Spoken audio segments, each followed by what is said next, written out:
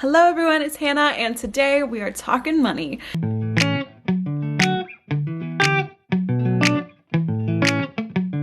I just felt like this summer I really got behind on my budgeting.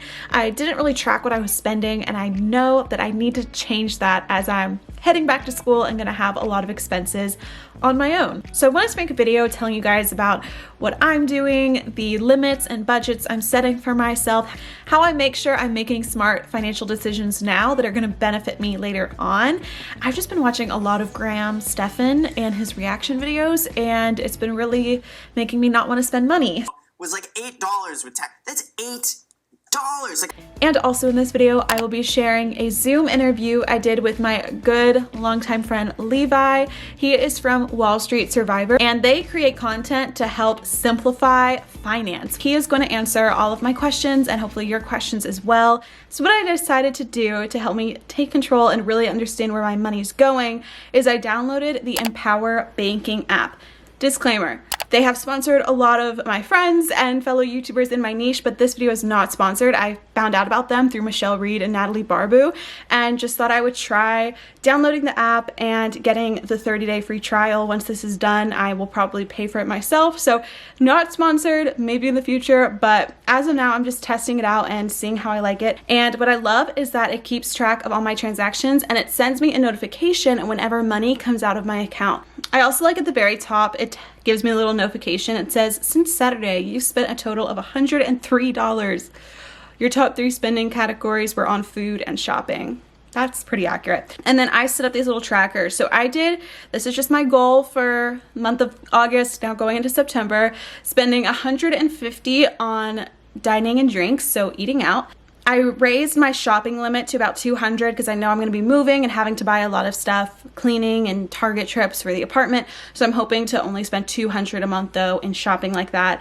And then something I've been trying all time is spending only $200 in groceries every month. And then I'm trying to keep my utilities under $150 a month. Another little challenge I gave myself for August to help me save money, because again, I know I'd be spending a lot on buying some new things for my new place, but what I told myself to do is to not buy any coffee out, and I have done really well with that. It is August 18th, and 18 days I have not gone to Starbucks or Dunkin' Donuts or a local coffee shop and bought coffee. It's just been a fun challenge I set for myself to help me save money, and it's been going good so far. Like, having that challenge has mentally stopped me from getting coffee out and instead making one to go before I head out. So I recommend giving yourself little challenges like that. It's been super helpful.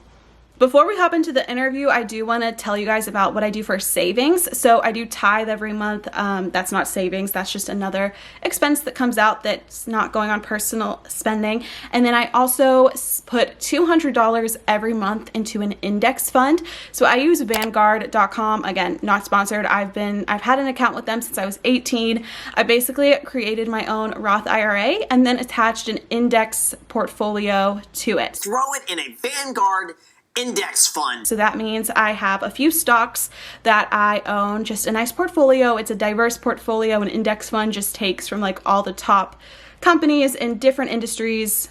I don't choose the individual stocks. They're all chosen for me just to create like a diverse portfolio.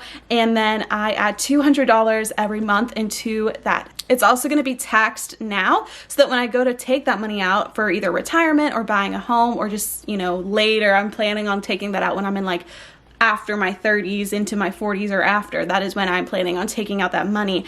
But it's just nice to know that like I do have that safety net for retirement, since I work for it's not big right now, but I'm adding to it every month to try to help make it its best. And so I do have that, and I also have a separate account that I put money into that I call my savings, really like my tax money. So I take out a certain percentage of my income every month and put it into a separate bank account, so I have it when tax season comes, because again, working for myself, taxes don't come out of my paycheck. So those are just some things that I'm doing moving forward. Not an expert, that's why we're gonna have Levi come on from WallStreetSurvivor, but those are just some things that I personally do that I think help me manage my money. Again, the budgeting I'm working towards, but savings I got down. I would love to answer any questions below, and I can also have Levi check out the comment section. So if you guys have questions, then you can leave them in the comments, and he can come from WallStreetSurvivor and answer any of those you guys have. I think that'd be a cool way to get you guys like one-on-one with him in the comment section. But yeah, I hope you guys guys enjoy this interview. I would love for you to share a little bit about yourself and also what Wall Street Survivor is. So first of all, I'll introduce me. I'm Levi. I just graduated from the University of South Carolina with a degree in international business and finance. And I'm super passionate about empowering young people to kind of take control of their financial future, and rather than letting their money own them or be something that they're a slave to for their whole life, actually using resources, income generation, and smart financial habits to take power and control over their financial future. I've chosen to take this job with Wall Street Survivor, helping run their YouTube channel and do some other digital marketing work for them because I really, my values really align with their mission. That's awesome. And so we'll go ahead and jump right into some things that I'm curious to ask you that'll hopefully also help my viewers. So as a big consumer myself, I know that it's very hard to save money in college, especially. There's a lot of expenses, a lot of experiences you want to pay for as well. But why do you think investing and saving money is so difficult for Gen Z in particular? Yeah, I love this question. I think there's definitely a ton to unpack here. And, for reference, I was just now getting out of the stage of life where I'm not a broke college student anymore. That two cultural factors really spearhead like the struggle for young people.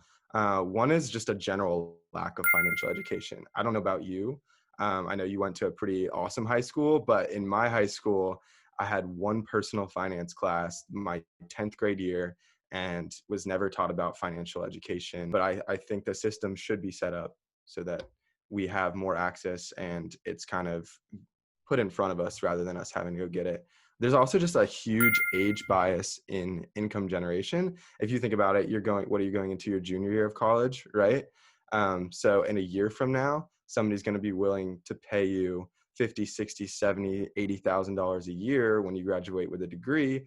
But, working on campus or working part-time as a junior or a senior in college, you're probably getting paid like 8, 10, 12, 15 bucks an hour. And those two things don't line up. And so the fact that you get handed a check for 2 or 3 or 4 times as much money as you've ever seen in your life, just because you have a degree all of a sudden, that is a huge struggle for young people because they don't have the education, and then all of a sudden they happen into like a full-time adult salary.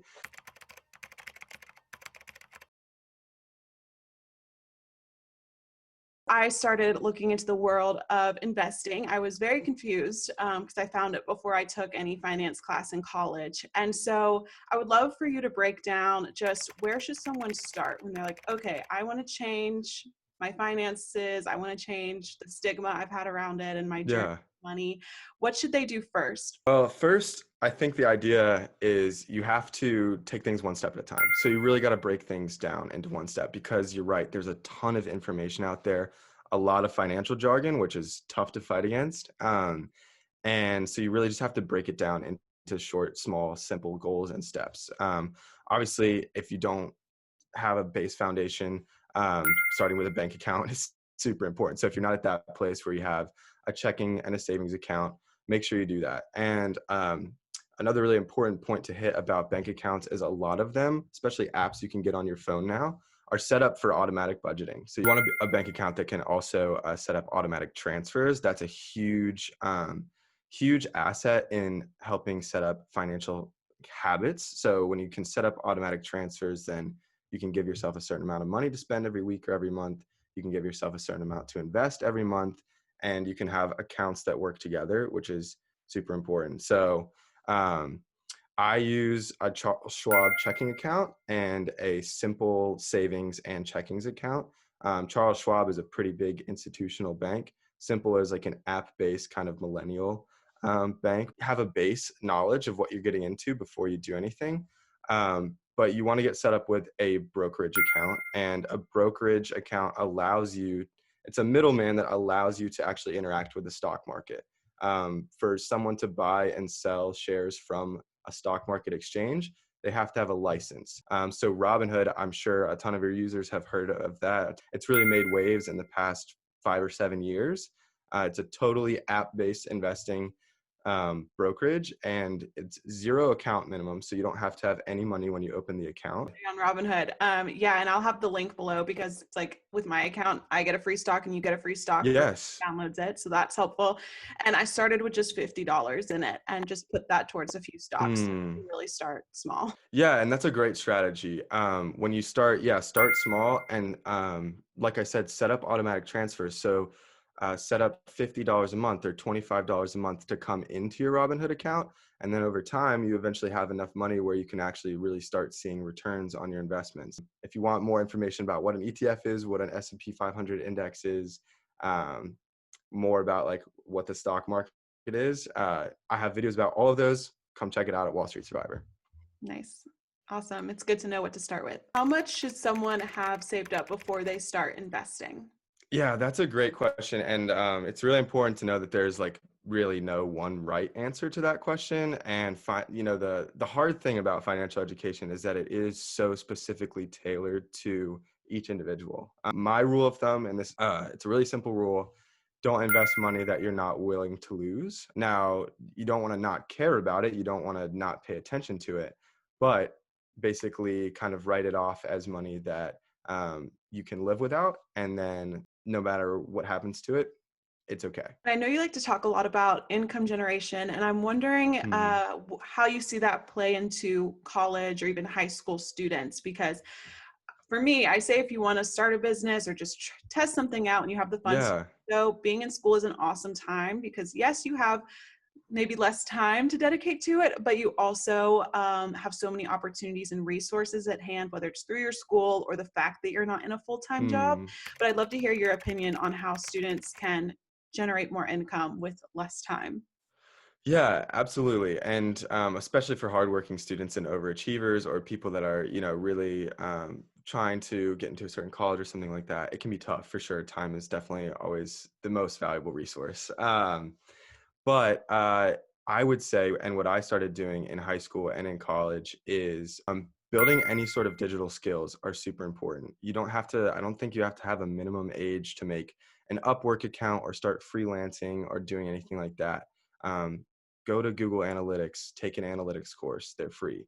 Go to Google Ads, take a Google Ads course, they're free. Learn about social media marketing, learn about how to monetize things on TikTok. There are so many opportunities in the digital space. I would highly suggest for a specific field to build your digital skill set, whether that's learning how to code, learning how to graphic design, learning how to animate, being a photographer, whatever, build skills. And that's the best thing you can do. Even if you can't get paid for them right away, you probably can't.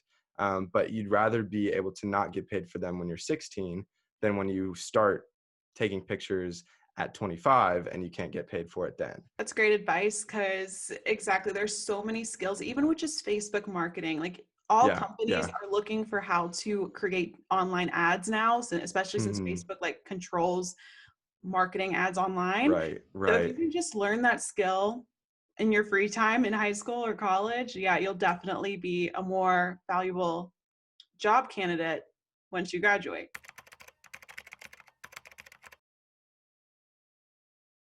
Well, guys, I will put resources and websites and everything that Levi recommends in the description box so you guys can check them out. But thank you for coming on to my channel today. Yeah, absolutely. Thanks so much for having me. Thanks so much, Hannah. All right, so that was it for the interview and for the video. I hope this video was helpful, maybe gave you some insights on how you can start managing your money a little bit better. Definitely check out WallStreetSurvivor for more informational videos. They're short, they're quick, they're easy to understand. And we're in this together. If you guys want like an update, maybe in a few months, I can tell you guys like how I'm doing budgeting wise, if I'm sticking to my budget, if I had to go over. Maybe I'll do an updated what I spend in the week, including things like rent and utilities. I think that'd be cool to do in Nashville. But yeah, I will talk to you guys in my next video. Bye. Peace out.